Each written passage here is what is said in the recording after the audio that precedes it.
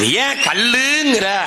கல்லுன்னு சொல்றவன் கொஞ்சம் தள்ளி நில்லு. நான் சொல்றேன் அது பனம்பால், தென்னம்பால், ஈச்சம்பால், மூலிகை சாறு.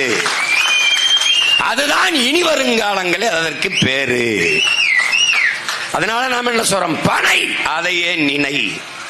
பெற்ற தாயென நினைத்து கட்டி அணை. அதுவே தாய் நிலத்தின் வளத்தை காக்க துணை. இதையும் புரிஞ்சுக்கணும். பனை மரங்கள் அடர்ந்திருந்த காற்றில் வளத்திற்கு ஒரு பஞ்சம் இல்லை.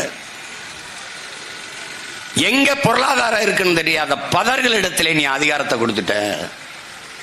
கல் மது என்று போராடுகிறவர் யார்? சாராய ஆலை முதலாளிகளின் கைக்கூலிகள்,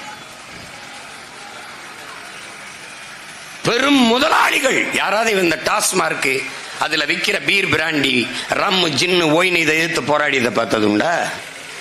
கல்லை மதுவென்று தடை செய்தவர்கள் யார்? சாராய ஆலை அதிபர்கள்.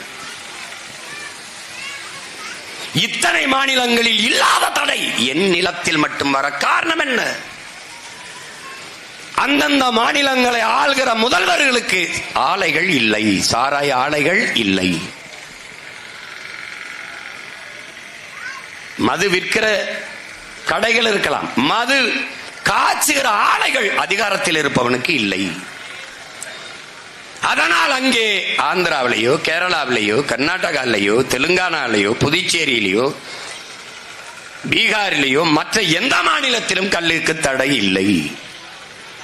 தமிழகத்தில் மட்டும் கல் தடையானது, மதுவானதற்கு காரணம் காளுகிற முதலாளிகள் மக்களின் தலைவர்கள் அல்ல, சாராய ஆலையின் அதிபர்கள்.